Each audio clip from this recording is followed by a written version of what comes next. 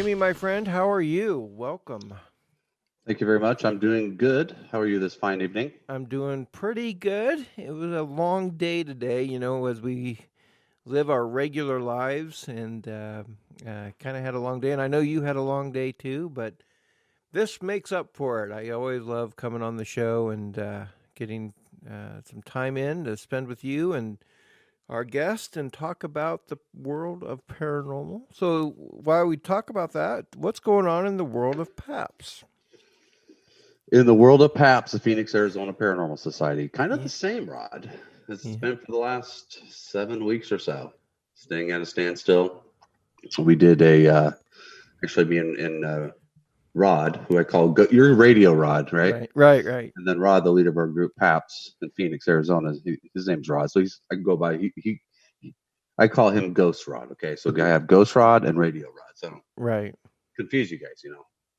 So we did a little kind of a mini podcast, if you will. We talked about one of our favorite haunts that we did for about a half hour, 45 minutes or so. And we went over investigations that we did with some video and audio, EVPs and stuff like that from 2008 on. It's Tubac, Arizona. So we at the Otero Ranch House. So we talked about that a little bit, and we'll probably have that on a Facebook page, probably maybe by the weekend. Nice.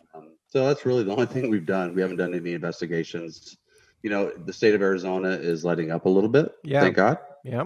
And so I know a couple groups in town are ready to go out and start doing some tours again. And a lot of our clients are, wanting us to do the same thing, but we just want to make sure everything's good. And the places that we usually go do tours at are ready and willing as well. So, Right. and we do have a backlog of clients wanting us to come out and do their homes. So same thing. We just got to make sure everything's good. Are they easing up county by county? Is that how they're doing it in Arizona?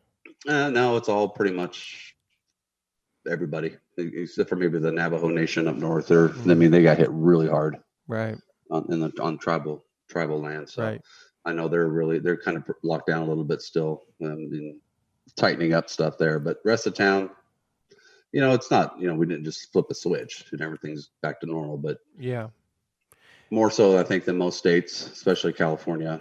Yeah, and New York's been hit hard, New Jersey, and those states. Oregon's easing up tomorrow. Several counties are easing their restrictions. Not the heavily populated counties like down in Salem, here, Portland. We're going to be restricted still, but the other counties are easing up. And I definitely, if we get it in there, I want to talk about the pandemic with our guest. And tonight, while we're at it, we're going to half introduce Michael to the show. He's on Zoom with us right now, and he can chime in it whenever. But Michael's been on the show with us before, Michael Polani, and about a year ago, I think it was, or at least it was last year. Michael was on the show, and he is here with us tonight. And Michael Polani, who is one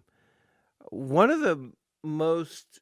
Michael, you are one of my favorite guests. You have such a wide range of interest, and I'm looking at your Facebook page right now, and your post of Harmonic Wellness, and you talk about in the world of the paranormal, and you've got some UFO videos out there, and spirit, but you really talk about spiritualism too, and I really appreciate you, and I appreciate that side of your being, of your personality, and so welcome to the show, sir. Yeah, welcome, Michael. And last year when he was on, we talked about crop circles with Michael. Yeah.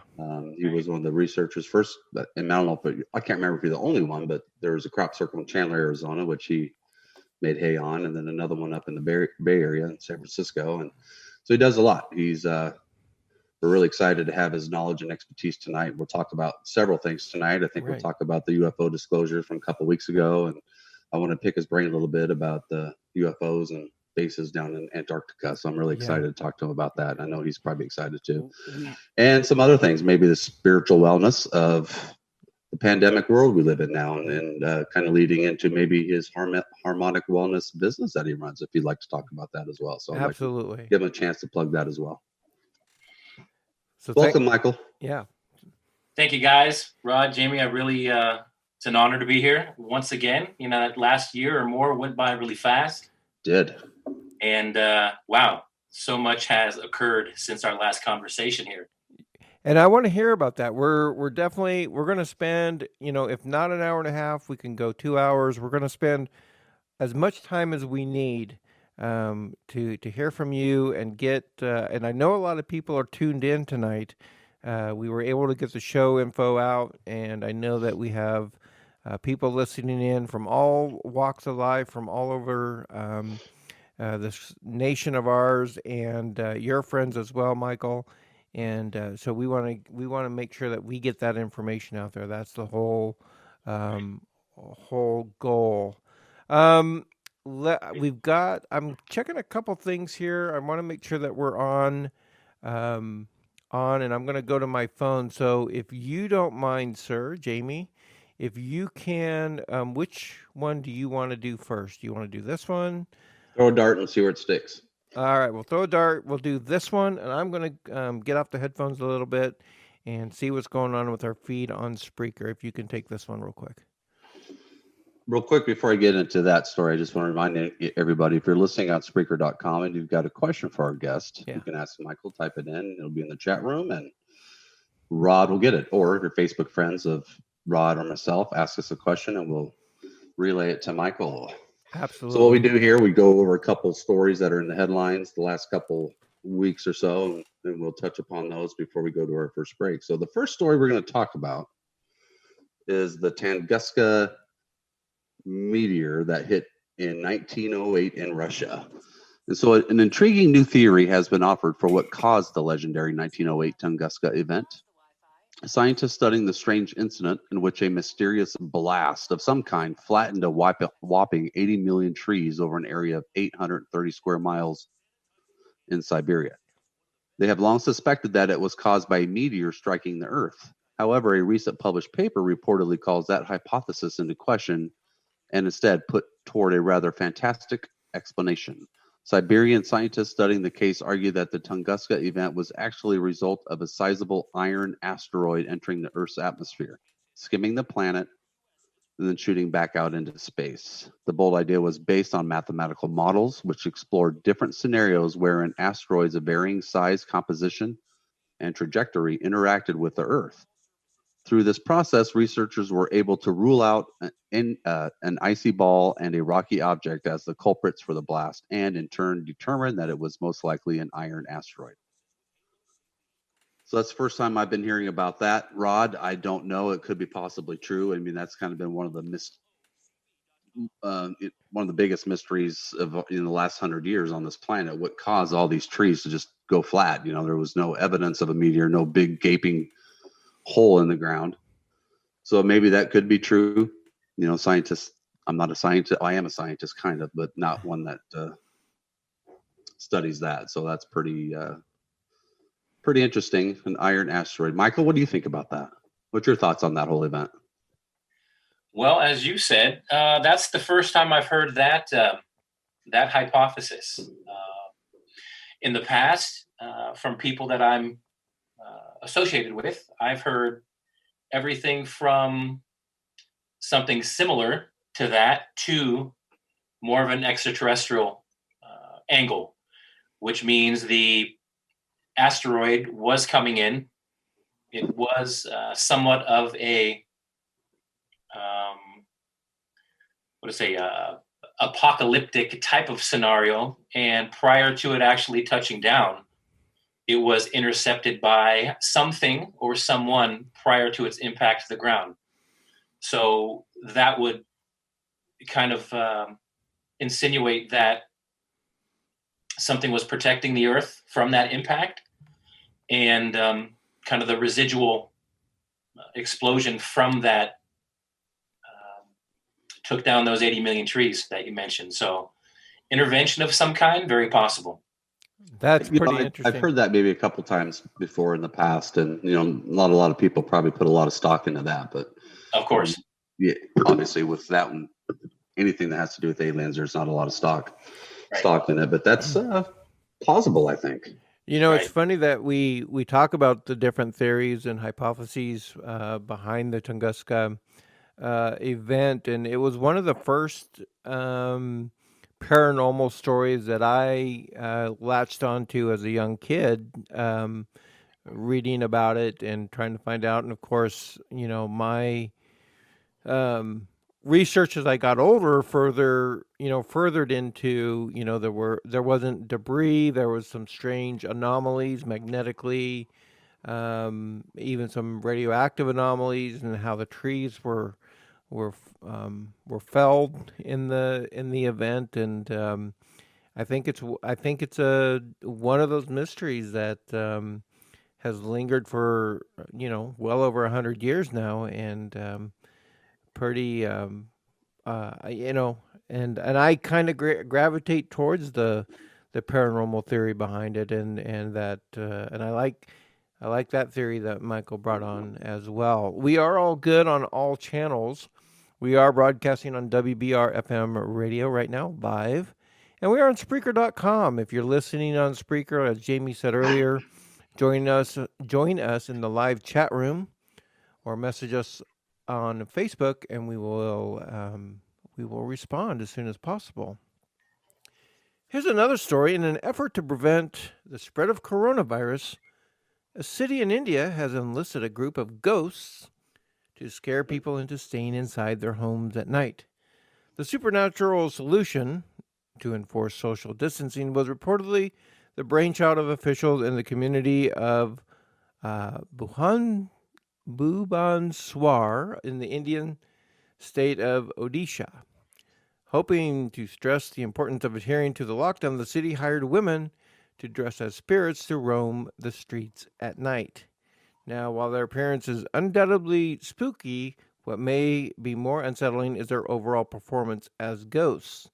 There are a few videos out there on the internet, and the ghosts methodically stalk down the street and occasionally unleash a truly terrifying shriek that echoes into the night. Jamie, I read this story and I think about, we have enough paranormal and ghosts out there that we really don't need people dressing up as them to keep us in line, I think. Well, there's a lot of ghosts in India. They probably didn't even need to hire any women to do that. They're probably already out and about. That's right. There is one that I want to talk about that you showed me here before we started the show tonight, and this one is from Zach Bagans, and everybody knows Zach from Ghost Hunters. Ghost Adventures. Now, don't be getting there. Ghost Adventure. Now, what we're seeing here is a funeral. I'm assuming. Well, it doesn't really say where it is. Do you know, Jamie, where this? Yeah, I'm not really sure. I'm probably Central America, Southeast Asia, something like that.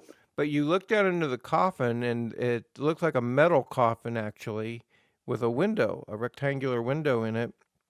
And you see something moving inside, like a hand moving in the window. It's very, very brief.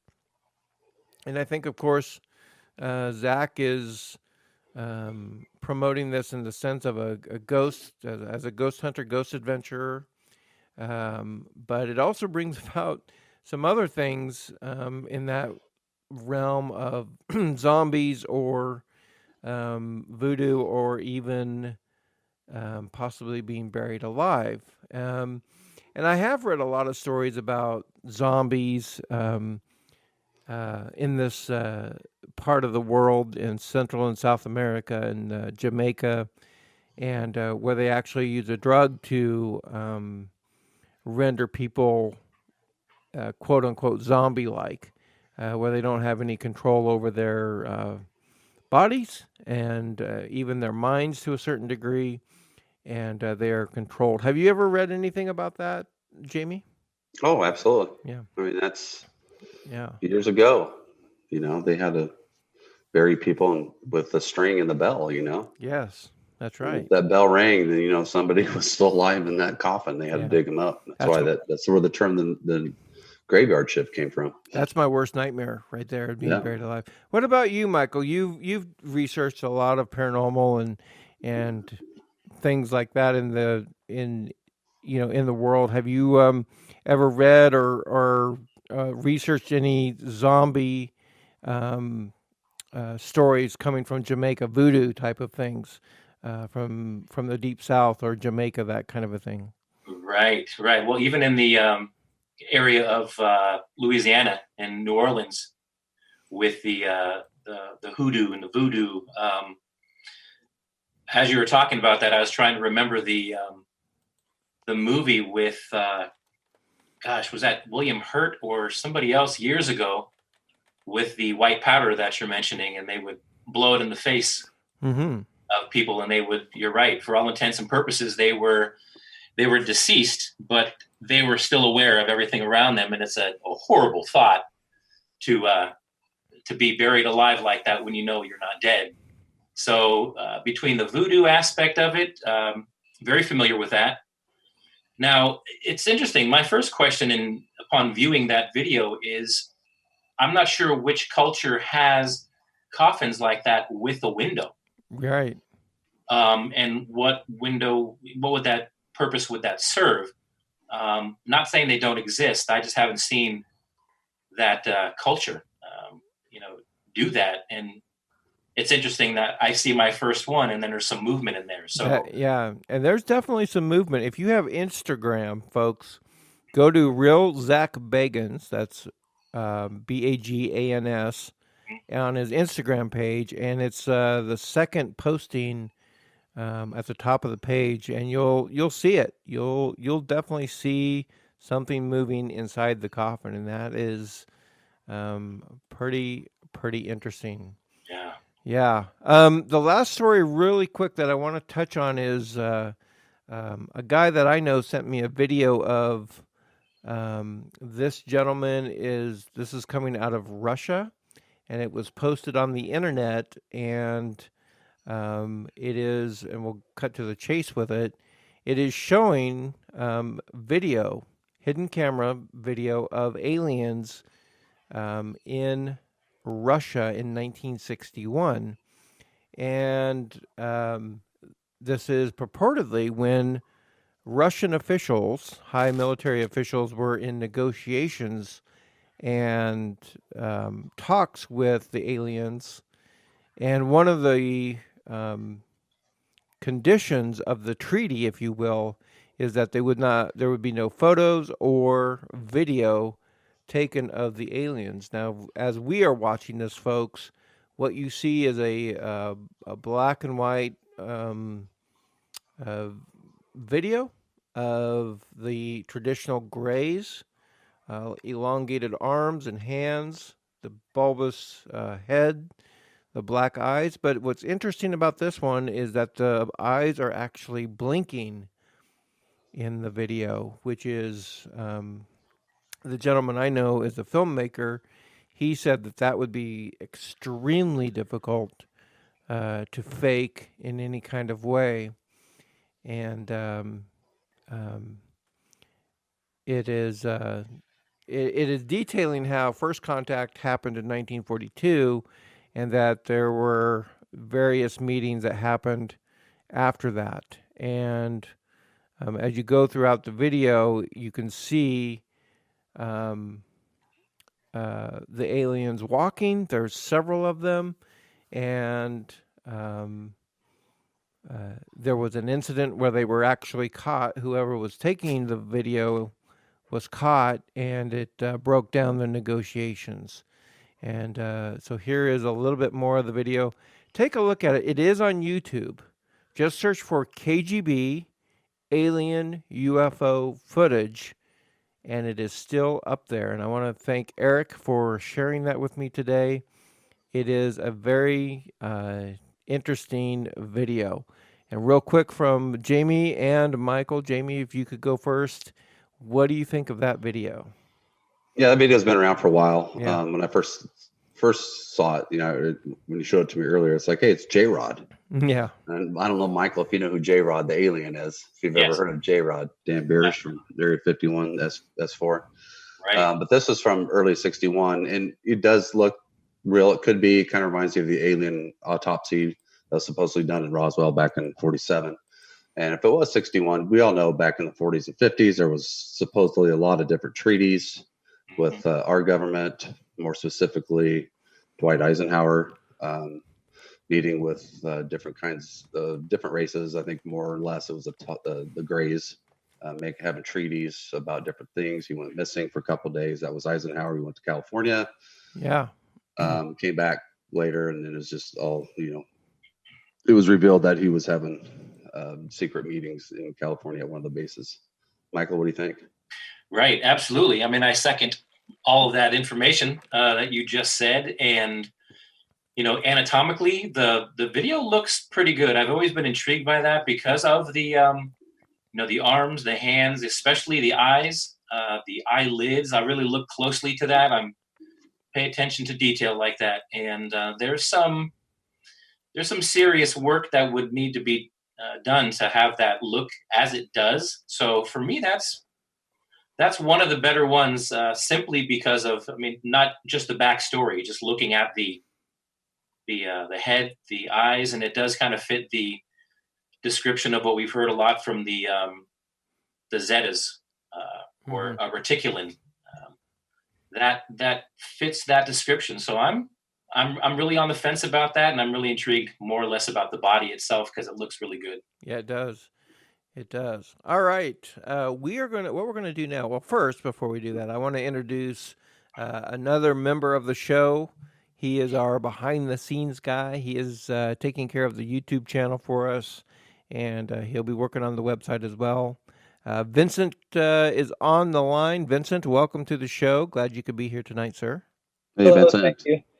Thank you. Oh, can you hear me? Yep, absolutely. All right, perfect. Just want to make sure. Yeah, we can hear you.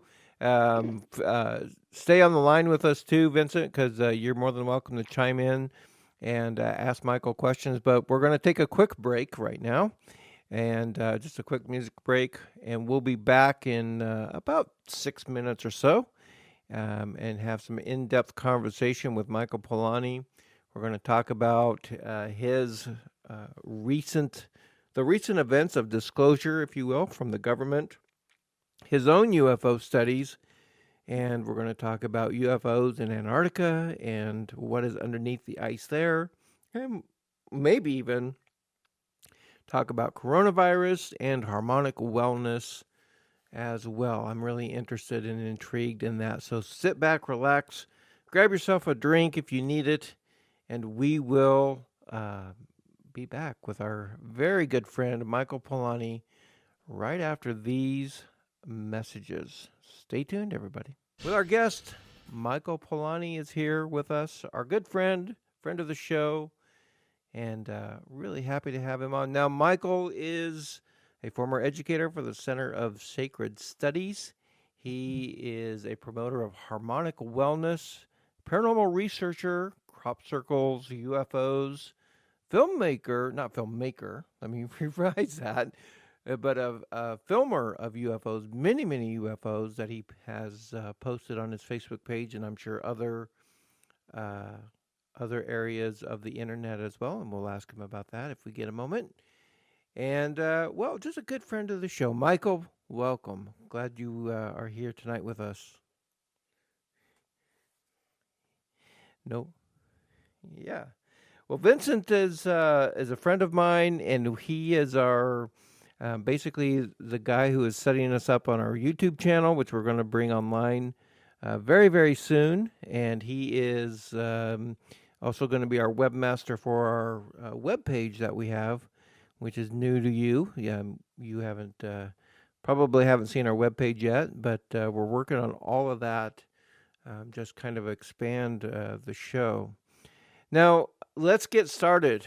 We talked about disclosure last week, Michael. Last week's show, we talked about the Navy videos that have been, quote unquote, officially released by the government. Of course, they've been out there from different sources. for quite some time. Right. What I guess they're going on 3 years now. But now the Navy, the Pentagon, is saying, yes, we are officially claiming these videos as authentic.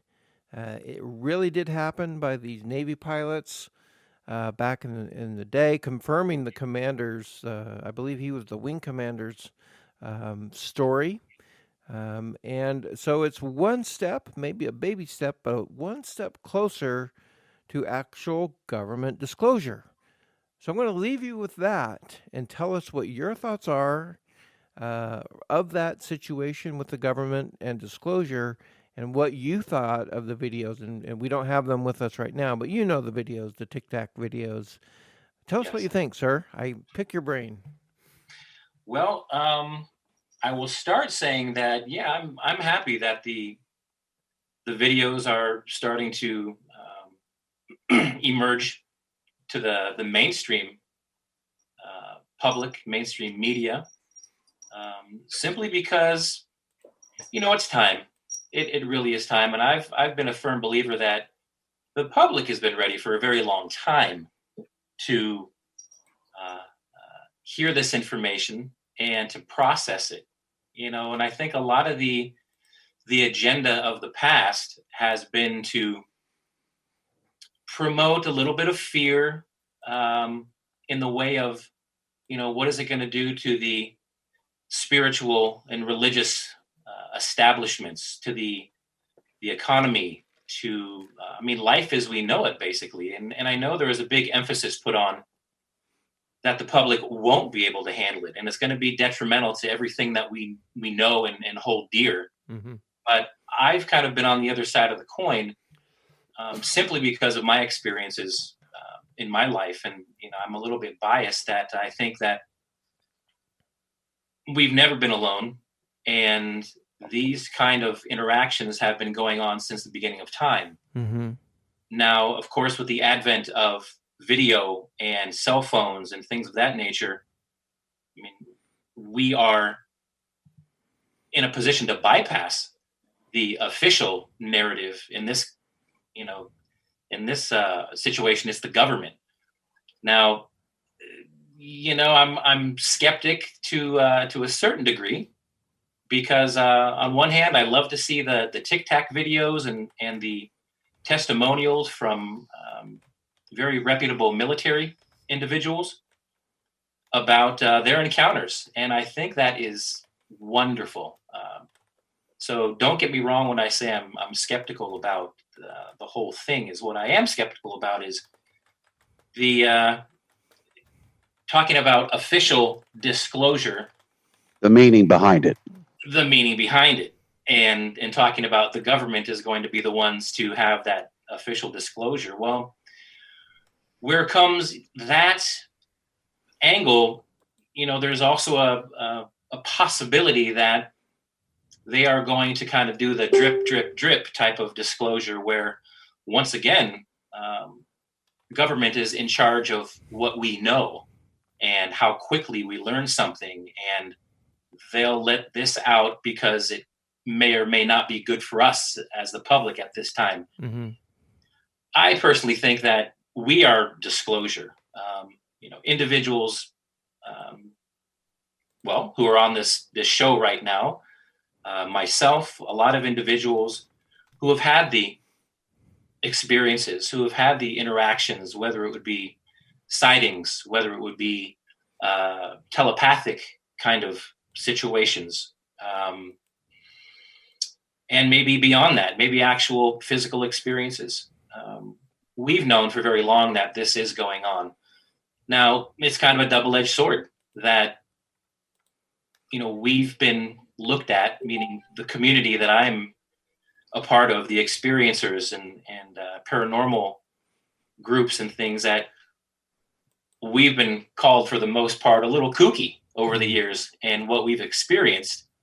But The tinfoil hat club. yeah, absolutely. I was not going to say that, but you're right. That's what it is. But and even now there's a push with our current situation in society right now that anything that does not fit or support the mainstream narrative is being labeled a conspiracy and you must be censored. Mm-hmm. So there's really this very bipolar behavior on the government, the politicians, government in general, that they'll just do what serves their agenda. And it seems when the people take the initiative to really get the word out there and share things that may not be well accepted, then we're labeled.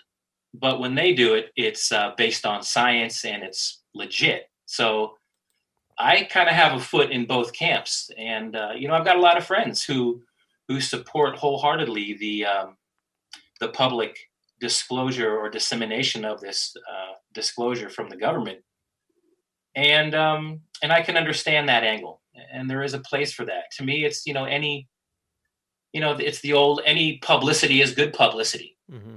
and if we can get that out in mainstream, I think it is going to assist.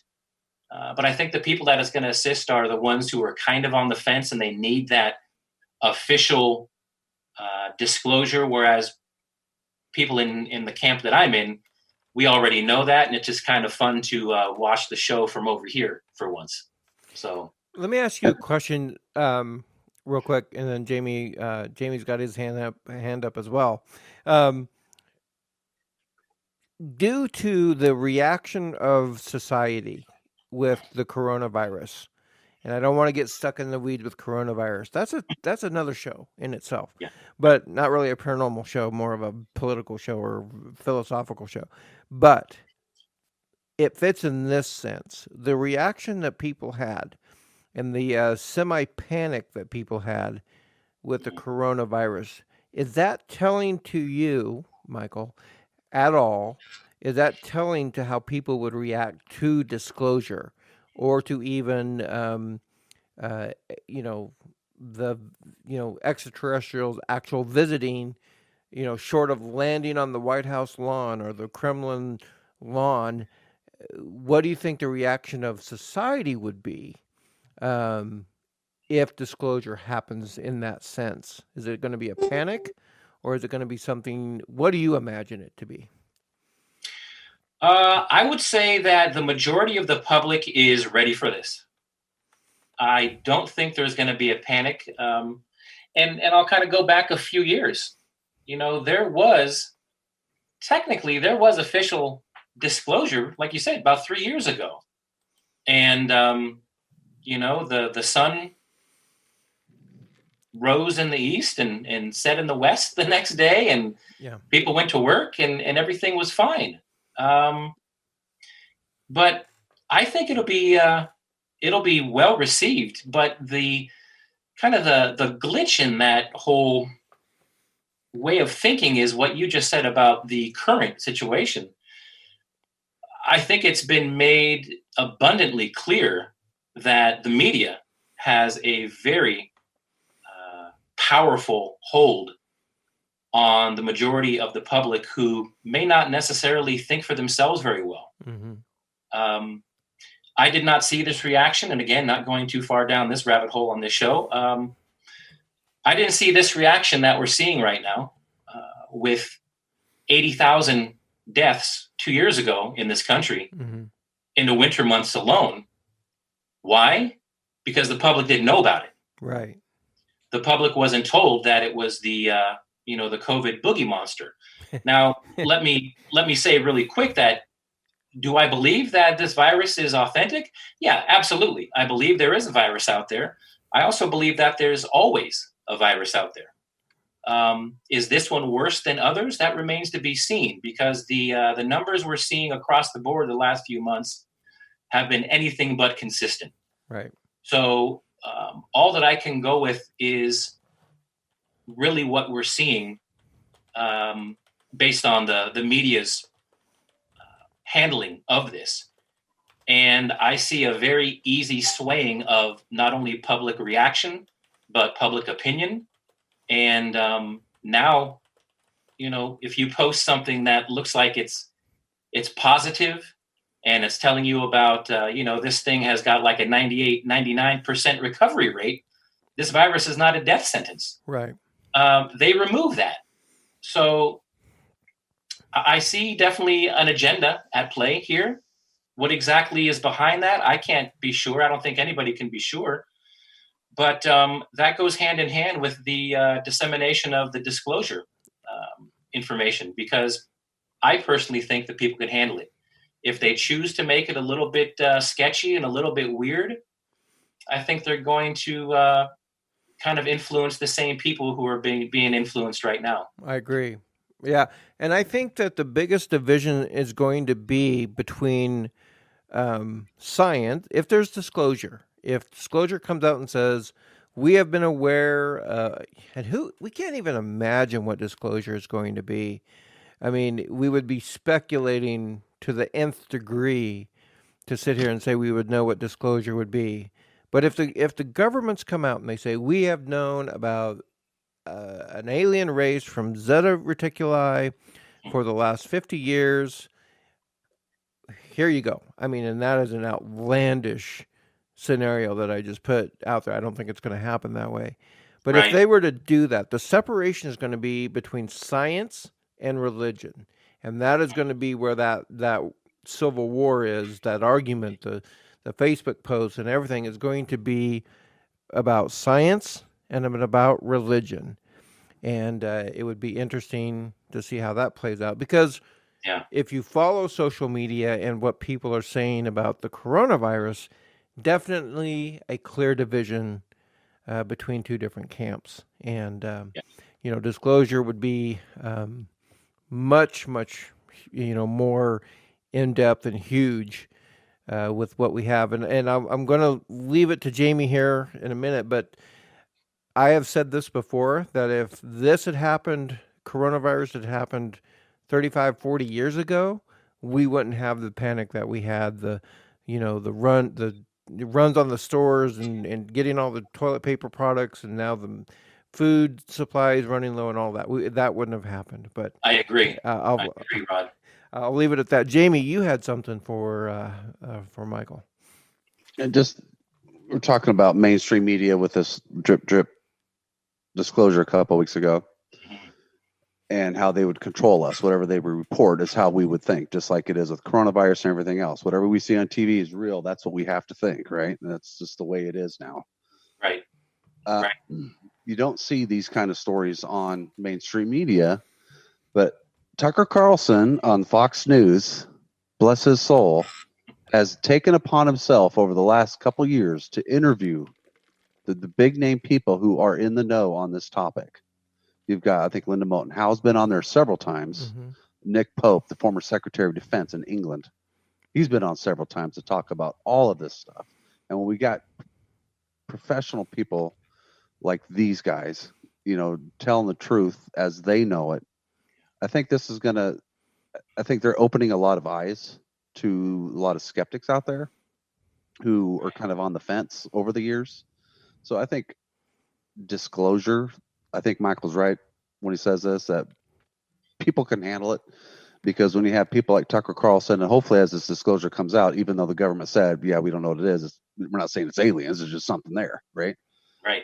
But I think 35 years ago, yeah, it would have been panicky. But in the mid 80s, late 80s, we started seeing all of these different things happen with videos and, reenactments of shows or abductions and stuff that happened in the 30s and 40s and 50s with UFOs, and in the 60s, and what really happened in Roswell, Stanton Friedman come out with Roswell. I mean, the people of today's generation, especially the older people, it's kind of in our brain. It's just in there. It's welded in there that, there's probably something there. There's probably something out there. I think, to me, it's probably in the majority. Mm-hmm. I think a lot of the younger generation might feel the same way, if they even care more. Who knows about this younger generation, what they really think about. But well, we have somebody on the show, a member of the show, who is in that younger generation. I mean, he is a millennial. Vincent, what do you I'm going to bring you on here. What is your friends, people from your age group, when you were in high school and college, what did they think about disclosure? Did you talk to that? Was it openly discussed, or did you keep that to yourself because you would have been ridiculed? What happened? I think really like with my friends, we are, we're believers and yet we're also skeptics at the same time, but like during my event of seeing stuff with a friend of mine, like we were excited, like we were like amazed by the event that was what happening in front of our eyes. So I think in the younger generation and my generation, I think we are kind of we're wanting this. We want to know what's out there, and we want to see, and like we want the truth. Kind of. That's what we. So That's your what we're looking. generation is more open-minded about disclosure than maybe Jamie, Michael, and I. Our generation would be, um, you know, as well, and that's good. And Michael Vincent has had his own encounter, his own sighting of a UFO, just as I had, as you and I have talked about when you were on the show last year. Right. So he is definitely a believer. Not to speak for you, Vincent, but No, uh, no. as well. So yeah, So yeah, I definitely I think my generation and the younger generation are we want to know, and we're pretty much ready for it. Right. yeah, absolutely. We do have a question from a listener right now, and this comes from Nick, and he says, Michael, what are your thoughts about viruses brought to Earth on asteroids and or meteors? And is that a reality? And is it something that you've heard before?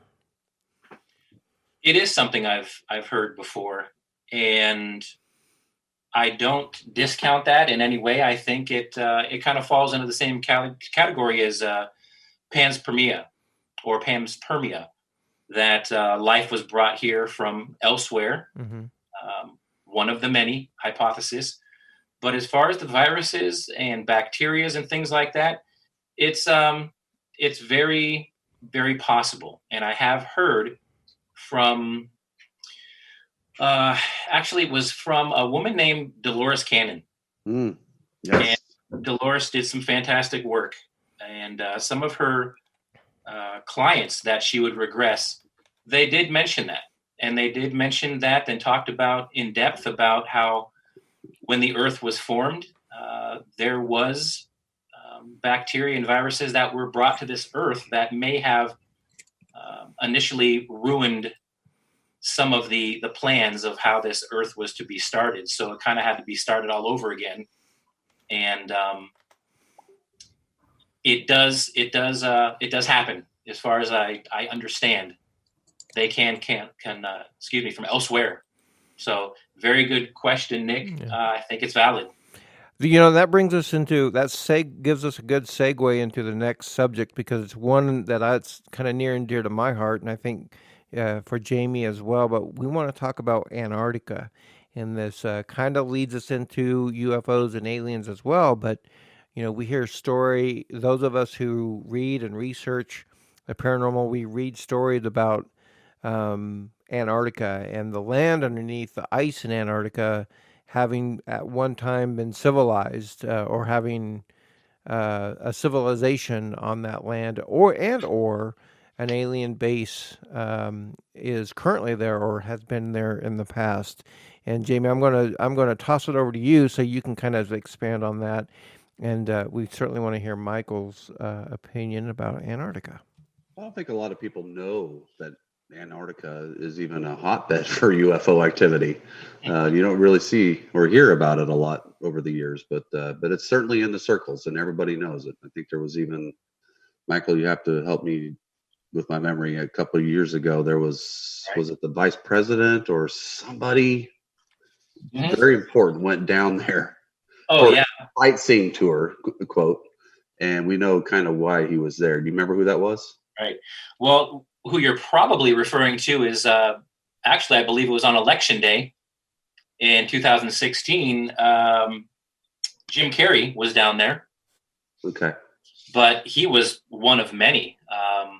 Some very interesting names, and as you said, I think a lot of us who have been doing the research, there was a lot of big names that went down there. It was John Kerry. I think I had thought I had a list of those, but there was, Kerry, there was the Pope went down there. Buzz Aldrin was there, the ex astronaut. Bill Clinton was down there. Who else? Prince Harry, I know he was down there. Hmm. All had their own reasons allegedly to be there. Some of the stories that were told didn't really pan out on why they're actually there. And What is the history? Why would they go down there? What is the history of Antarctica? And what in your research, what have you found out about it? right. Well, it's a story that I could definitely take up a whole show on. But I can tell you that the premise of the Antarctica is, as you said, once upon a time that area was quite tropical. There was no ice, there was no snow, and we're talking, 50 million years ago, there was no ice and very tropical. There's a lot of proof of that from the trees, a lot of palm trees, everything supports that, and I think it's pretty well known that it was not always out as it is now. So there seems to be a lot of ancient structures that reside underneath the 2 to 3 mile thick ice, depends on where you go. And obviously, if you do the math on that, you're thinking, well, if there's ancient structures there, it would be pretty hard to get those things built underneath the ice that go down 2 to 3 miles. So obviously, common sense is going to tell you that these things probably were built and these structures were absolutely pre. So we're talking millions of years old. There has been a lot of discoveries down there to support that. Now, when I had done a presentation, actually in your neck of the woods, Jamie, about 4 years ago for MUFON in Tempe, I gave about a 2 or 3 hour presentation on that, and I tried to really pull it together with a timeline from World War I all the way up to present day. And really what that showed is that interest in the Arctic region has been ongoing for a very long time. World War I, World War II, Hitler, the Nazis. Was there a Nazi base down there? Was that base actually a extraterrestrial base? So there was a lot of things that went on through the years. And some of the most famous stories that come from that were back in 1945, 46 with the Operation High Jump, led by Admiral Byrd. He kept a diary. Of course, you're going to have your skeptics who say that diary was not real, didn't happen. It's all just a folktale. Well, people died down there, and people lost servicemen, family members down there, because when they allegedly went down there on just a scientific expedition, there was a battle, and that battle cannot be contested. And there it is, 1947. Yeah. There is thousands of troops, 4,000, exactly right there on the screen.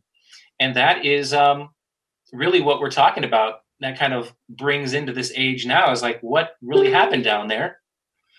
And many political figures since then have gone down there, and those visits apparently is because they found an area that not only contains very large structures.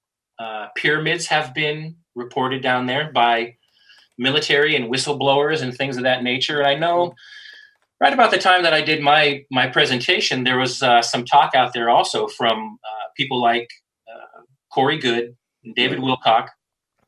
And I didn't want to get on stage and just regurgitate what they had been talking about. So that's why I chose the timeline. But I found that a lot of the things that I did and the research that I did really dovetailed not only with military accounts, with Admiral Byrd's diary, Corey Goode stuff, David Wilcock stuff, and it all kind of pieced together.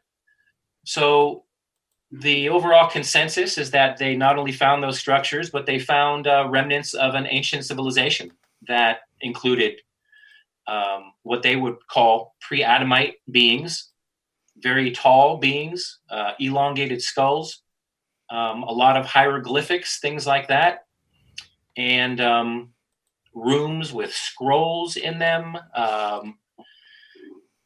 And they've kind of been in the deep freeze all these years. Now, there's always been a fascination, as I said, and I think every year that goes by, it's starting to come to light a little bit more, especially with climate change. A lot of that area is now thawing out. And some of these pyramids, you can see these pyramids in pictures. Google Map. And of course, the average person is going to go, that's just a pyramid-shaped mountain. They exist all over. It's not a pyramid, so to speak. Well, I can tell you, I've been down to Belize and Guatemala area and did some really good researching down there of those types of structures. And I saw amazing pyramids that have yet to be unearthed, and they're covered with rock and grass and trees and foliage. And you would never know that there's pyramids there until you scrape that stuff away. And that's what we're seeing in the Arctic area now.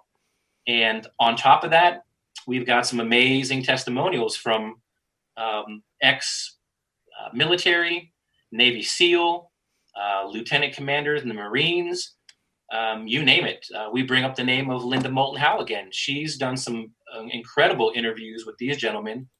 And I included some of her research of a gentleman named Brian, who was involved in those flyovers for the military. And he saw very large entrances into certain regions, Vostok area,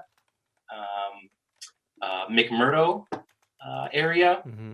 And there's something going on down there without a doubt. And I've seen enough information. And, and I have to say, people get a little bit weary and a little bit weird when you start talking about insiders and whistleblowers. And the minute that you say that, they want to discredit you because they go, oh, you're going to say all this, but you don't have any proof. Oh, these people, you're not going to tell us their name. Oh, you know what? It sounded really concerning to people like that, especially when Corey Goode or David Wilcock used to talk about that. And I can tell you up front that I had more than one insider. Me, Michael Freehawk, normal guy, I had more than one insider when I was doing the research for my presentation. And it sounds really official and really interesting, but it's simply this. Somebody comes up to you and goes, hey, Jamie, I hear you want to do this thing. I've been there. I know about this. I'll tell you what I know, but you have to promise not to give my name. I think people should have this information, but I've either got, some people have tenure, some people have a pension at stake, and they just want to pass on the information so they can get it off their chest and don't give their name. Their lives at stake a lot of times. Exactly. And guess what? You now have an insider. It's that simple. And I spoke with a couple people who work down there, and they told me flat out, there is a no-fly zone. There is going to be conflicting reasons why there's a no-fly zone. Even military can't go over certain areas that are no-fly zones. One hand, you're going to hear, well, they're doing some very interesting testing of the plant life and the soil, and we don't want any kind of emissions over that place, so don't do that. Well, then you have the military guys that say, no, that's not quite it. There's a no-fly zone for a reason, because there is things down there that you're not supposed to see. And I've heard that all across the board. So I don't know why these ex-military personnel, male and female, would say things like that. They have nothing to gain off that. And that's just scratching the surface of what's going on down there. What's fascinating, Michael, is I pulled up a picture of the pyramid in Antarctica. Now, this article, you literally quoted the article. I don't know if it's the same one that you had read, but this article debunks the pyramid story. But if you look at this photo here, this comes from Google Maps, and you see the large pyramid, and then right beside it, what appears to be a smaller pyramid, a pyramid shape, and then there's even another one clearly with the same kind of shape behind it. And what's interesting about that is that they are in alignment, very, very similar to the alignment of the pyramids in Egypt, which have Yeah. also been, in theory, in alignment with the stars of Orion Correct. to a certain degree. And I think, you know, that's too much of a coincidence for me. And lastly, my comment about this is about having an open mind about it. Well, Jamie and I have talked about this over and over, and ancient civilizations is one of my one of the things I'm fascinated about. And we, in our own history, this generation of humans, if you will, have only been around for maybe 50,000 years. When you look at the geology of the Earth, the lifespan, the life frame of the Earth, I mean, it's not even a drop in the bucket. It's Right. less than a tenth of a second in the calendar of Earth's life. So, who's to say that there hasn't been a civilization here before where they were either visited, they came here and visited, or they evolved here and left. Who knows what the story is? Mhm. But who is also not to say that there is evidence of those civilizations out there. And, we know that our own civilization, after everything that we have built, all the cities, this earth, if we were to disappear right now, and there have been actual science studies about this, if we were to disappear right now in a very quick moment in geological terms, there would be very little remnants of us. Maybe some plastic, of course, but we would quickly, signs of us would quickly disappear in the time span of the Earth. So I think this is You bet. a fascinating subject, and I think it's you're right on the money with it.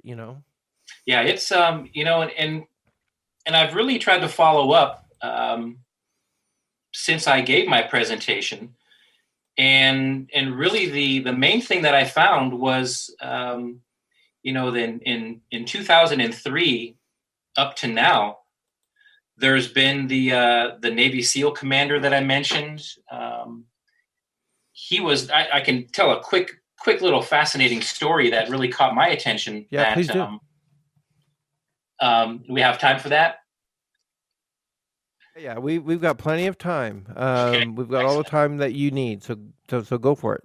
Yeah, I just wanted to, for the people who are looking for a little bit more on what's actually going on there down in Antarctica now, present day, the Navy SEAL commander, I think, is really interesting in the sense that these guys, when they're on a mission down there in 2003, they were sent to extract a scientist, and this scientist was down there examining the things that look like ancient hieroglyphs, and these hieroglyphs looked a lot like ancient Egyptian and ancient Mayan, but they were very different. And they traveled down to the area which I brought up earlier, the McMurdo, and I think it's near the what's called the Beardmore Glacier region. They went down there, and when they went to extract this scientist, and if people don't know who or exactly what the term extract means, there's a movie or a movie on Netflix with what's the Chris Hemsworth, one who played Thor, and I think that's called Extraction. And essentially, that means you're getting paid to go somewhere to get somebody out. Like, they're there, you need to go get them out, extract them from where they're at, and that's what they were doing.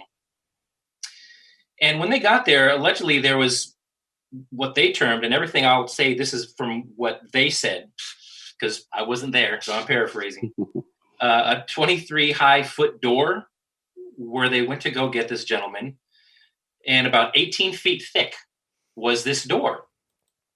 And the area that they were at underneath the ice at this point was about what they estimated to be about 9 acres full, just a huge, huge space. And there were ramps that went down and beneath the surface, just kept going more and more deep in this place. And allegedly they found down there, they also found like technology and the structures when they went there. What I thought was interesting is this, my first question was a huge door like that, 18 feet thick. It's like, how are they push a button? They slide it? What kind of mechanics opens that? Kidding.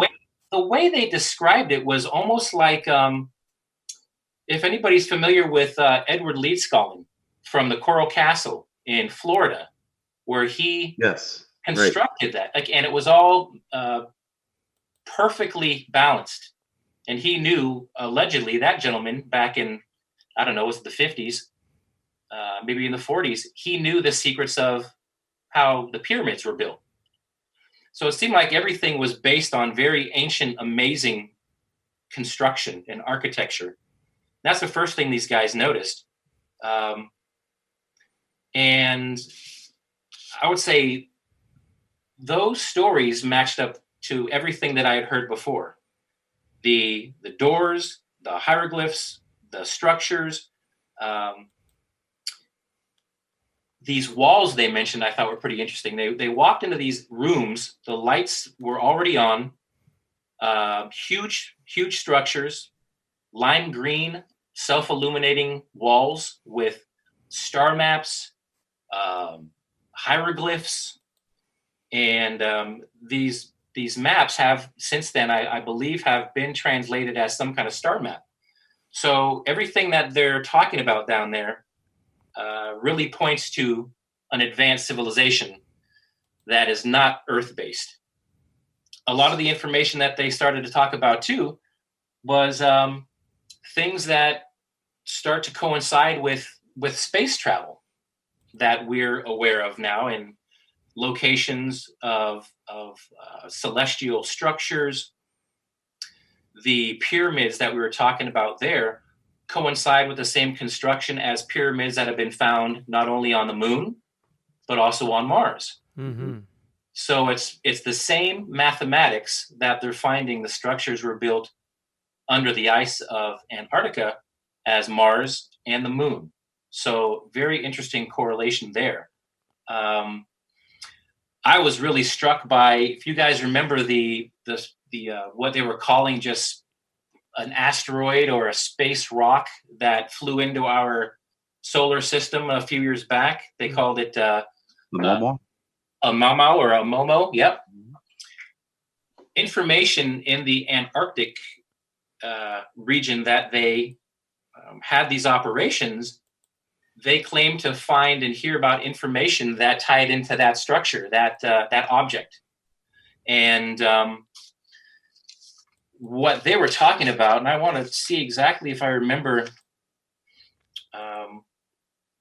Yeah, that was it. That it was mentioned to the officers by other intel officers that were in the military at that time, that was related to the ancient civilization that possibly had some kind of space underneath the ice. And when that came into our atmosphere or in our solar system, it was connected to everything that we're talking about with the Arctic area. I've never heard that before. They absolutely said that was an object. That was not just a ship, actually. That was not just a celestial object floating around. It was more of a derelict ship, was still operational. And if you look for information or any kind of proof to support that, you can find that in the very prestigious publication of Nature magazine in, I believe it was 2018, that there was a PhD Harvard astronomer who came out and said flat out that that is very likely a craft, and he based that on the acceleration of this object from, I believe it was August into like September, October, November of that year, that it accelerated and did what they would call a hairpin turn around our sun accelerated from 57,000 miles an hour to about 97,500 miles an hour. Hmm. And it did that as it accelerated in this hairpin turn around the sun, and then the trajectory was just, off the map. This is all absolutely researchable. The astronomer's name at Harvard was, I think it was Avi Loeb, Loeb, I think his name was. And he still goes on the record today as saying, hey, this was a real craft or object. This was not what mainstream is telling. That name sounds familiar, and I think he came out recently with just another theory on a total different subject about something, if I remember right. I don't know. I think his first name was like AVI. AV, no, I can't. I can't remember if he is still at Harvard now. I thought he was, but his hypothesis on that was probably the best thing that I've ever heard when it comes to people challenging what that object was.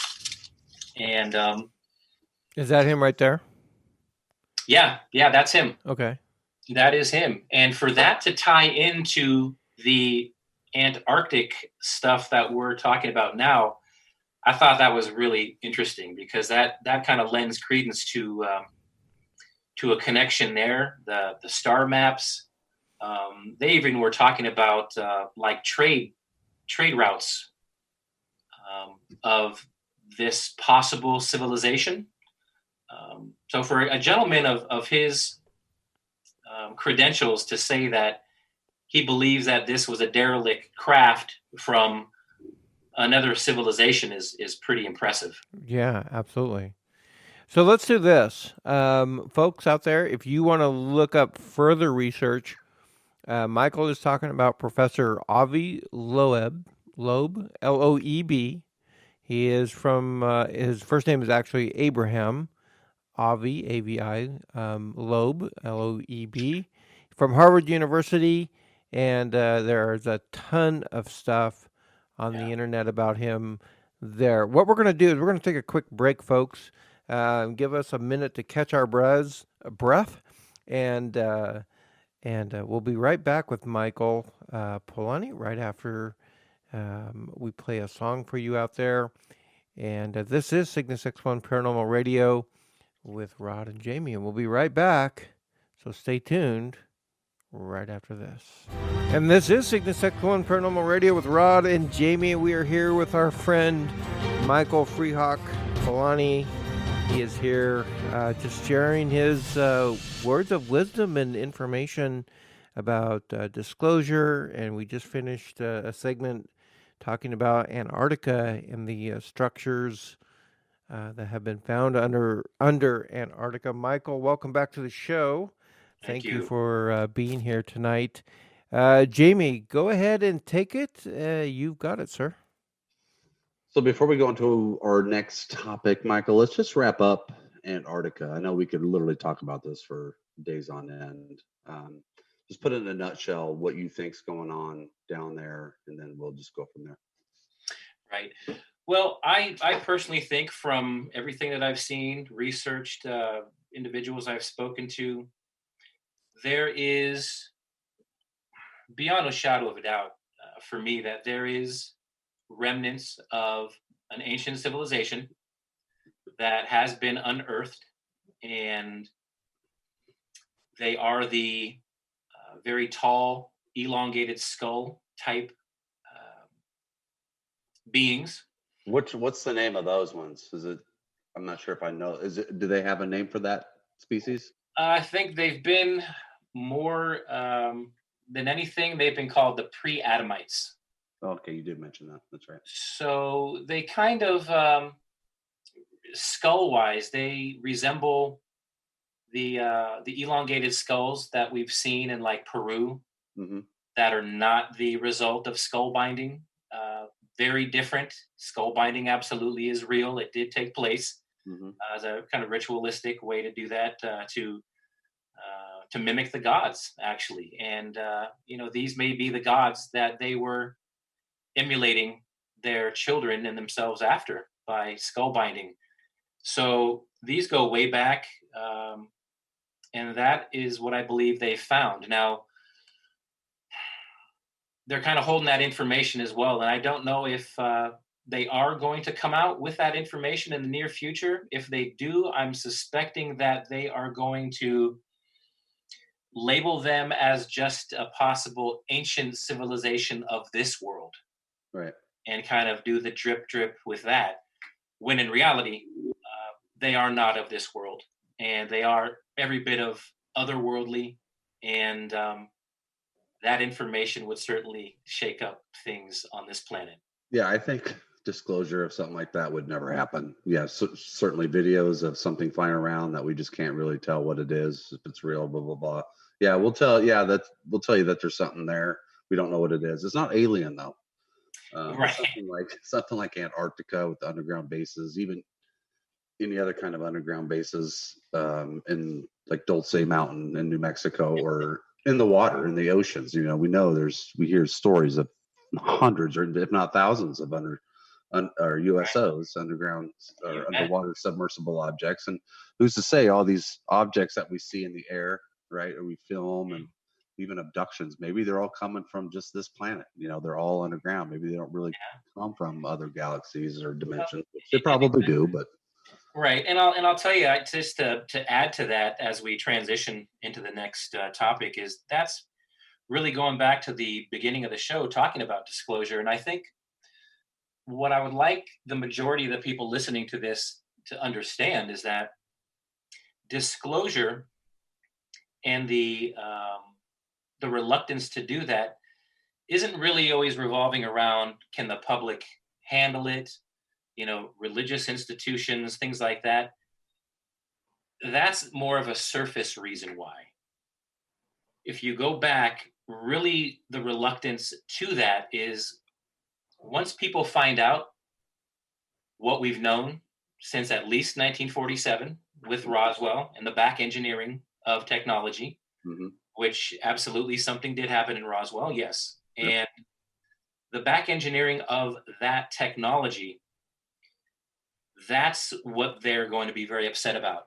Because when the public finds out that we've had technology that could essentially render our aerospace, the use of fossil fuels, all of that, electricity, ambient energy is free. It's out there, absolutely free. See, that's what this dark level of power hasn't quite figured out yet. Because you want to see a revolution, that's the way to do it, is to let everybody know that we've had this technology that could essentially set this planet free. And they find that out. It's been around since Nikola Tesla. Absolutely. That's really the reason for not having disclosure, because there's no real good way to do that. And there's no money to be made into the system. No, not at all. And that would collapse a lot of things, but I think it would be a good collapse, because there's still business to be had in other alternative avenues. But like you said, they don't make money off that. The control is no longer there. If you give that everybody on this planet, there's an even playing field, there's no longer have and have-nots. So the true reason for non-disclosure up to this point is not because they can't handle the truth. It's because we would absolutely revolt if we found out that this was, and think about all the plane crashes, disease, pollution of the planet didn't have to happen. Now, on the flip side of that, did that technology just go away with Tesla? Absolutely not. That technology went to more of a black budget, more black projects, and that's where I believe these things have continued on off planet. I think this technology is absolutely being used, but it is off planet. It's not for the layperson here. It's not for us. It went off, and that's something that there's a lot of information with that, even after World War II, that some of that technology went off planet. And as you may know, with the end of World War II and the Third Reich and the Nazis and things like that, that was right at the time of the Philadelphia experiment. It was, and it's no coincidence that that's the same time that not only Operation Paperclip took place. All of the Nazi scientists, they came here. We gave them all a job. Los Alamos. We gave them Werner von Braun, and that is how that continued. Before you know it, we had NASA. NASA was based on the Nazi scientists. So Nazi Germany never really went anywhere, meaning disappeared. It came right here to the U.S. And that technology and that research continued on, and it just wasn't given to us. It was used for other purposes. And therein lies the issue with what we face now is the power, the control, the have-nots, and that controlled information flow, because apparently we need to be kept in check, or else we're going to be asking for these things, and they don't want that. I want to ask this kind of as a devil's advocate, if you will, because I get it, and I'm with you, but I want to play devil's advocate. I want to play the other side of the fence for a minute. Sure. So, it's a two-part question. Number one is, who is in control of that information? Let's just say from World War II, the 40s, and that time period to date, who or what organization do you believe, Michael, is in control of that information? And the second part of that question is, if there is an organization or a group of people, or based on your answer, over the generations, generation after generation, how could they keep it secret for so long? The more that people know about something, and this is what I tell conspiracy theorists out there, Shane, friend of mine, if all these people who if you believe that the Apollo program was all a hoax and all these people were involved, how could you keep it secret? And I personally don't believe the Apollo program was a hoax. I believe we did go to the moon. What we found on the moon is a whole nother story and a whole nother show. But there's my two part questions for you: is who's in control of that information since the 40s, and how could so many people keep it secret? Good question. The first thing that I would say would be, number one, there is a lot of people who haven't kept secrets. There's a lot of people who have come out over the years who have talked about things like this. They have either met their demise, they've been silenced, threatened, maybe they've written books, been defunded, ostracized, you name it. Compartmentalization is a huge one. Everybody in these projects, whether it's building the underground bases that we see in just this country alone, it's compartmentalized to the point where you really don't see anything other than what you're responsible for. So you have a contract, you do this thing, and when you're done, here's your paycheck, now get out of here. They never see the next step. So they never see that whole complete picture. But at the same time, as you may have heard, that everybody who is privy to some information, they think that they're the top of the top, So they're being told this is all you're the most important piece of this puzzle, when in reality there's multiple levels above them.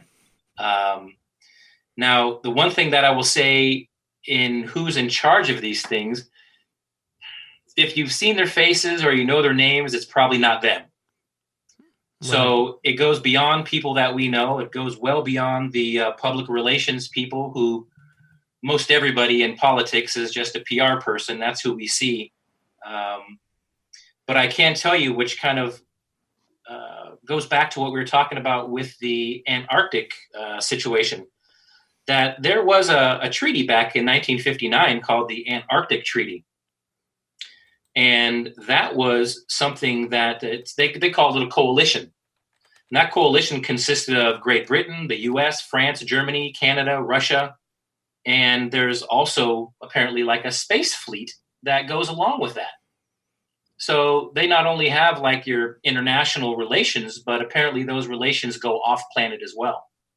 And this is where we start getting into a space fleet, which is interesting because President Trump is talking about space fleets and things of that nature, which I find interesting. I also find interesting that if people were unaware of three interesting things that tie together in this conversation alone. Right. Donald Trump, space fleet, free energy, and Nikola Tesla. Right. There's a connection between all them that Tesla worked directly with one of Donald Trump's relatives. Mm-hmm. And I I've know not heard that. Wow. almost for a fact, I'll say 99% that I know that President Trump has acquired some paperwork. I won't go so far as say patents, but I will say paperwork that belonged personally to Tesla that was then given to, it could have been his uncle, or I'm drawing a blank. I think it was his uncle. I think you're right. Okay.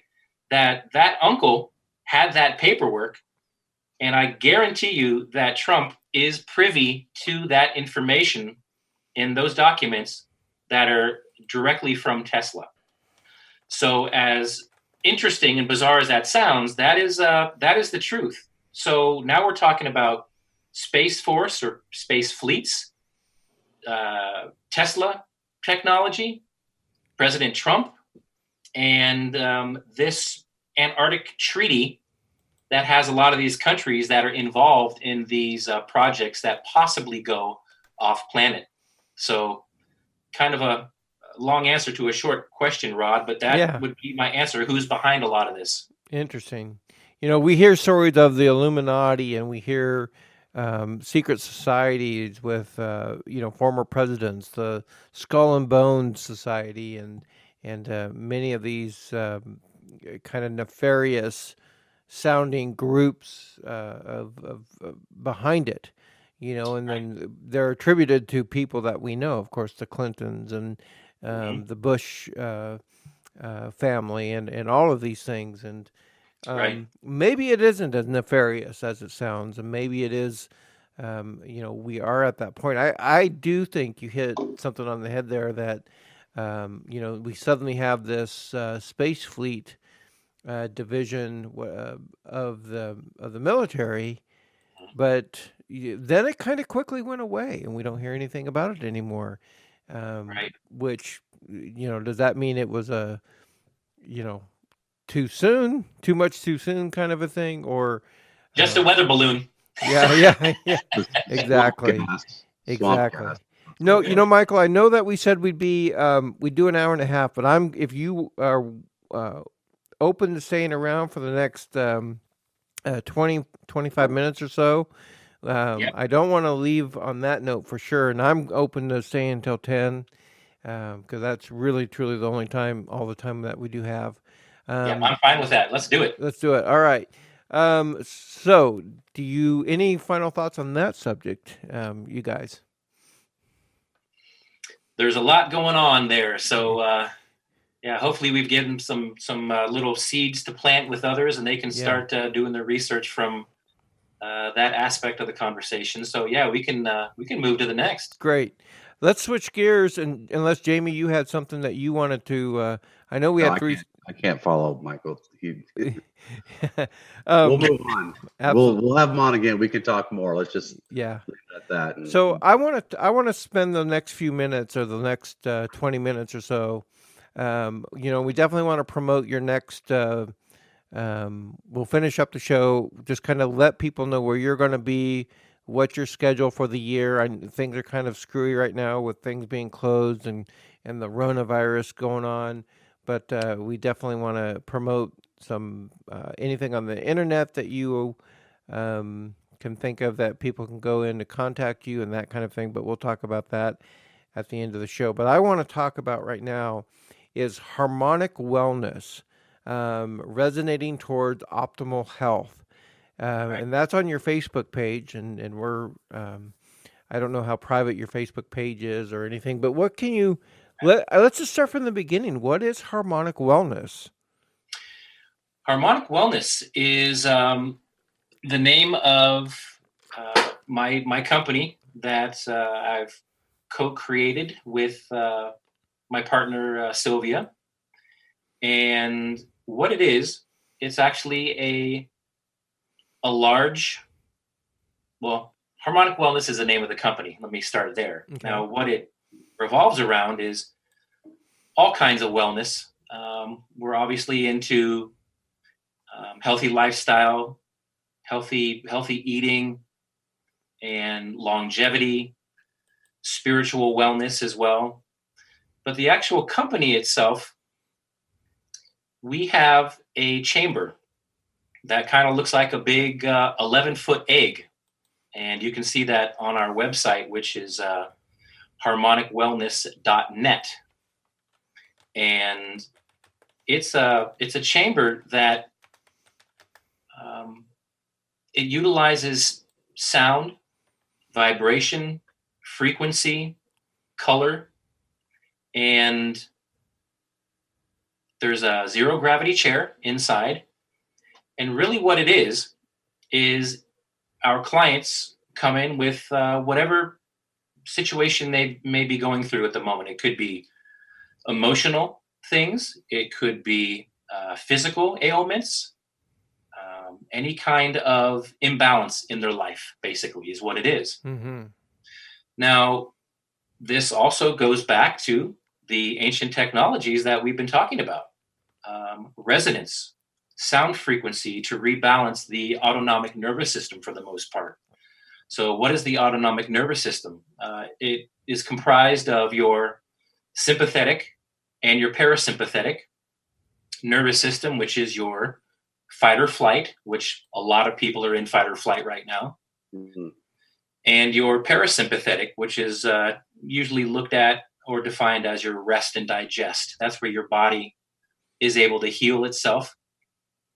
So a lot of this revolves around stress, trauma, and physical issues. So this allows us to provide a non-invasive modality for people to work not only on their physical, spiritual, and mental, emotional state. We bathe them. It's almost like a personal sound bath. We sit them in the zero gravity chair. We select certain music, which is consists of different frequencies, and we choose a particular light color above and below.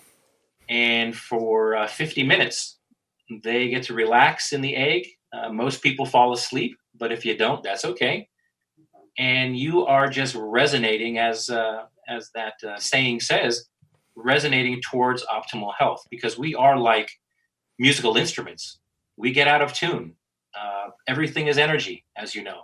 Mm. So when we get out of tune, it can look like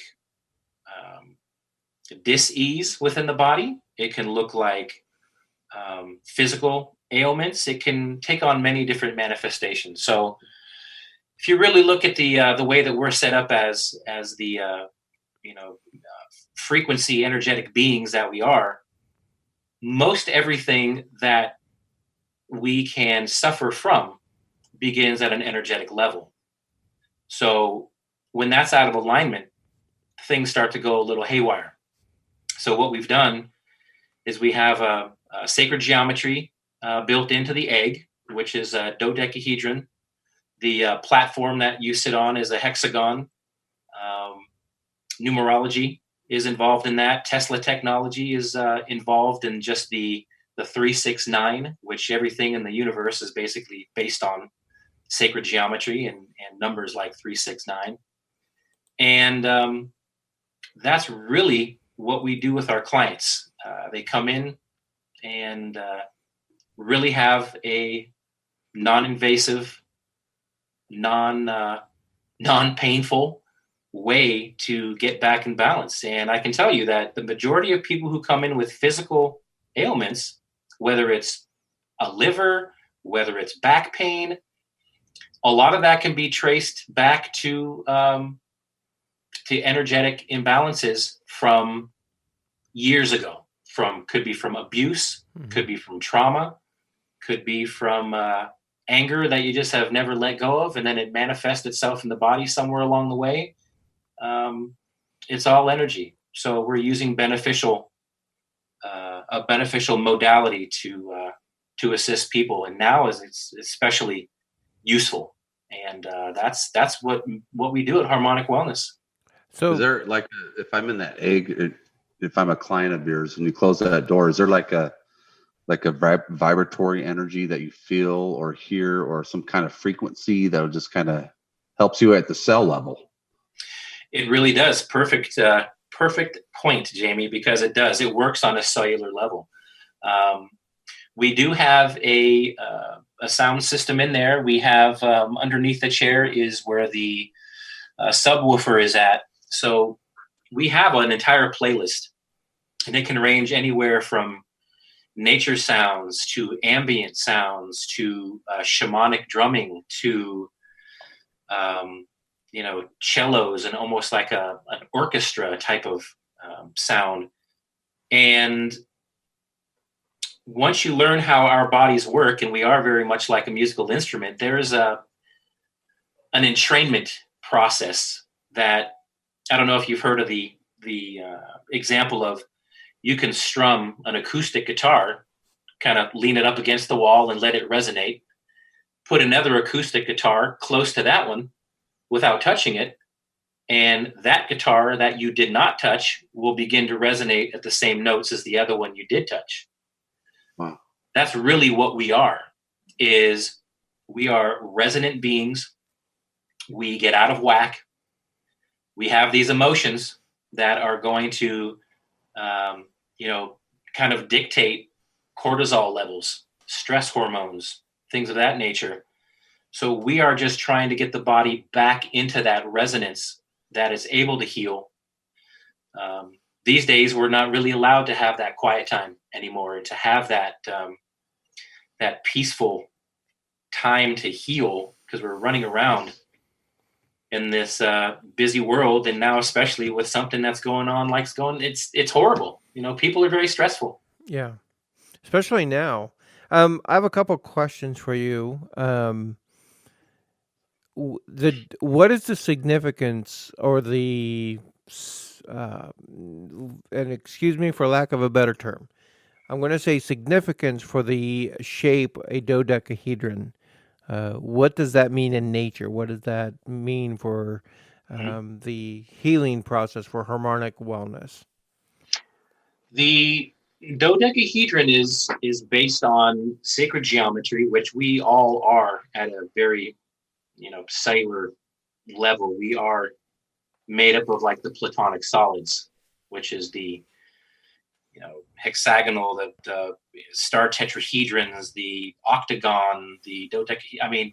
All of those are us. So the ancients knew about the power in the sacred geometry as well. Flower of life, the Merkaba or the Merkaba, that's just a star tetrahedron. So there's a lot of energy and power in the sacred geometry. So where the egg comes in, the egg works with the dodecahedron in the sense that it helps in the resonance of the music. So it's not like a square or a triangle or anything like that. It's the dodecahedron comes into place, or to play, where that music and that resonance is taken into the body. Mm-hmm. So it's almost like a little convection oven where it's entangled. You have the sound frequency, you have the light frequency, and that is really swirling around the client in the chair. And with that, it's as Jamie said, it's hitting at a cellular level. So it's pretty powerful, and I can attest to that.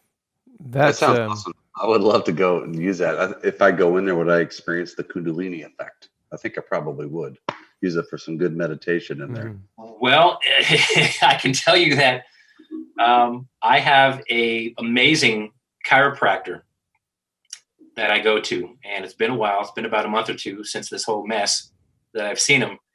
He was one of my first clients, and he had a full Kundalini experience, Really? awakening. Oh, Yeah, I had to kind of peek in on him to make sure he was okay, because it sounded like there was a couple on their honeymoon in my chair. It was it was squeaking, and I was like, "What is going on in there?" And when he came out, he was absolutely blown away. And I've had experiences like that. And of course, it really depends on what the person is working on. I've had individuals say, "Well, that was pretty cool," and yeah, I feel really relaxed. And other people have otherworldly things and experiences that they feel like they were shot out in space and traveling astrally somewhere. So, but the layperson, they're just relaxing in a kind of a comfortable chair, listening to really relaxing music with some cool mood light, and that's it. But it goes far, far deeper than just that. Michael, I want to spend the next 5 minutes or so asking you this, because I'm reading your bio on the Harmonic Wellness page here, and talking about, we can talk about us as individuals and the things that we've gone through, the traumas that we've gone through, either at an emotional level, spiritual level, or on a body level. And it sounds like, from what I'm reading here, you have been through all three of those, and I think to some degree, in some form or other, all of us have. Can you explain to the audience and talk about the harmonic wellness side of it? What was, as brief as you can, I guess. Sure. How did you find, from going from your dream of being a football player to having a shoulder injury that kind of ended your dream of being a football player, to the car accident? How did you find your path or your balance? Because I think the key word here, the simplest phrase that you can bring into this, that I keep reading over and over and over again, and that you have brought up, is finding that balance. Can you give us a brief understanding from your perspective? Right. I would say the balance for me began with just remembering from childhood the things that I had experienced. I had a pretty profound experience when I was 12 that I've dug into a little bit with the amazing Barbara Lamb, who is a regression specialist. That I did have an experience with something otherworldly when I was 12. With that memory, kind of reminded me of my personal essence, and not only my essence, but because, like you said, we're all here together.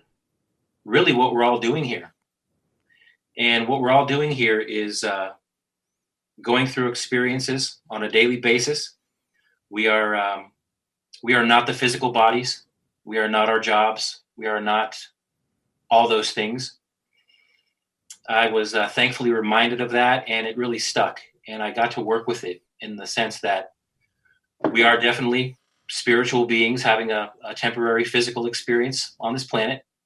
And I think the things that I surround myself with, I know Jamie has done it as well, and you as well, Rod, that we are bumping in to these other realities from time to time.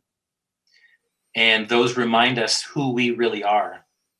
And really delving into that and really keeping that balance. Yeah, we get out of balance. We have emotions. It's difficult. It's not easy. But we are here to do work. And we are here to, stay in the light the best we can, to assist others. And really stay in that kind of that love space. And I don't mean to get too, woo-woo on the question, but it's really true. It's to stay in that heart space, that love space, to not be in fear.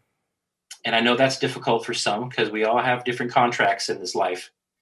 But it's been made abundantly clear that I'm here, and I can only speak for myself, that I'm here for a purpose. And I think that purpose is to bring the light, to bring that source energy here on this planet, to be that cosmic being that I know that I am. And I think a lot of people, other people know that as well. They just haven't quite put their finger on what am I supposed to do with this? You know, I know what I'm here for something, but what is it? Things that are happening in the world like right now are those very times that we need to dig the deepest and find out who we are amidst all this chaos, because that's where all the answers are going to be found. And I'm grateful that I'm aware of my path and I'm aware of what I'm here to do. And I think that's amazing, and I think that to me, more often than not, we sometimes lose our way, or most people don't know that path and haven't found that path. And I can't say that I'm here knowing what mine is or that I have found mine, but I think that's an amazing testament that you have set forth on the webpage, and with what in your words as well, because the things that I'm reading here from you certainly could have taken you on a different path, and yeah. and maybe not one that you were meant to go on, but you have certainly found it. Jamie, I'm going to leave the last couple minutes to you if you've got any final words, and then we'll let Michael kind of self-promote his next appearances and what's coming up in the summer of 2020 for him. Go ahead, Jamie. No, that was really true and an awesome statement, Michael, what you just said about, we are spiritual beings having a human experience. And I think if everybody in this world would understand that and grab hold of that, I mean, this place would be just a beautiful place to live. And you're right. We all do have contracts, right? Yes. We all have a place on this planet. But what are they? I mean, that's the thing. Nobody can really understand it. For those that even believe that is the case, because it is, right?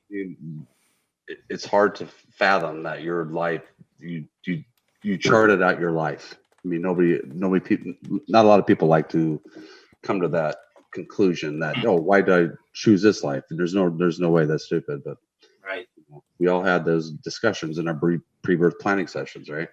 Absolutely. And you mentioned earlier one of my favorites, Dolores Cannon. Rest in peace. And I'm a huge fan of hers, and now one of her one of her followers, and Roberta Grimes. I'm sure you know who Roberta Grimes is. Yeah, she's amazing too. She is great, and if you go, there's several people out there like that that can tap into your higher soul and and take you back. Stacey Wells from Lake Havasu City. They can do past life regressions and go, take you to your pre-birth planning sessions and stuff like that. Yes. And, I wish everybody would have a chance to do a past life regression, because you learn so much about yourself and your soul and why you're here, why you did what you do in your last life, previous life, and this life. It's all based on spirituality, and that's what I love about you. Yeah. I mean, you're just a wealth of knowledge, a very spiritual person, and I appreciate that. I wish everybody in this world was a lot like you. I appreciate that, Jamie. Thank you so much. Yes. Now that I've sucked up enough. Yeah. All right, Michael, what's coming up in 2020? And I know that's a tough question with everything going on, but any appearances planned, anything that you want to promote? Let's take a couple minutes and find out, where can people go to find out more about you, about Harmonic Wellness, and appearances? Yeah. Well, both platforms, you can find me, the Facebook, Instagram accounts, Michael Freehawk. I think I'm the only one there, so if you just type in Michael Freehawk, it'll pop up. Of course, Harmonic Wellness .net will take you to the website for the Harmonic Egg, and proud to say that the egg that we have is the ninth actually on the planet. So Wow. not many of those in existence. So check that out on the website. And like you said, read the bios, very interesting stuff. You can read about the inventor of the harmonic egg, amazing woman and now friend, Gail Lynn. She resides in Colorado, and she is an amazing, amazing woman. She just had a great interview with Regina Meredith on Gaia TV. Mm-hmm. Yeah. I recommend that to everybody. So look up that, Gail Lynn and Regina Meredith on Gaia. And as far as where I'm going to be for the rest of the year, definitely trying to reach as many people as possible with the harmonic egg and assist those in need to stay strong and grounded during this very challenging time. It's a very important time to stay grounded and clear and kind of reside at the eye of the storm, where it's grounded and calm, and we can think straight and assist others through this process, because I think it can be a very beneficial process that we're going through. And I'll be working, putting some things together between now and summertime. If all goes well, in August, I'm supposed to be, keep my fingers crossed, supposed to be in Italy for business and pleasure at the end of August. So I'm keeping my fingers crossed that we will be able to land safely and spend that time in Italy in August. I'm keeping my fingers crossed. If it's meant to be, we'll be there. If not, I will definitely be doing something equally as passionate, as important here than I would be doing there. So, and really just trying to reach as many people as possible, and just keep this energy flow positive. Right. And We need it. And living with intention and purpose. And don't be a victim. Don't play the victim card. Not at all. Not at all. No victims.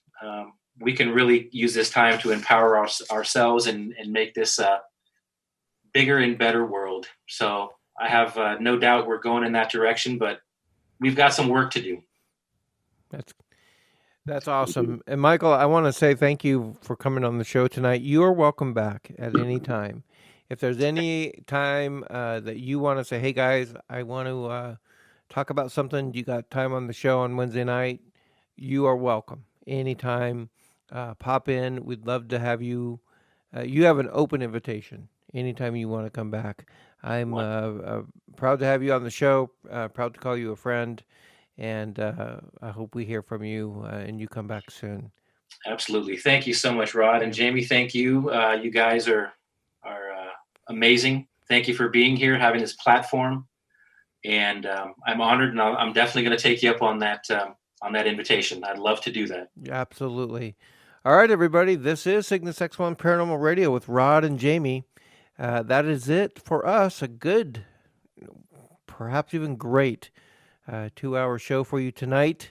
Join us next week. We'll be back for an all-new show. Jamie, any last words? Nope. Just want to say thank you very much, Michael. Rod, have a good evening. Good night, everybody. Good night, everybody, and please take care of yourselves.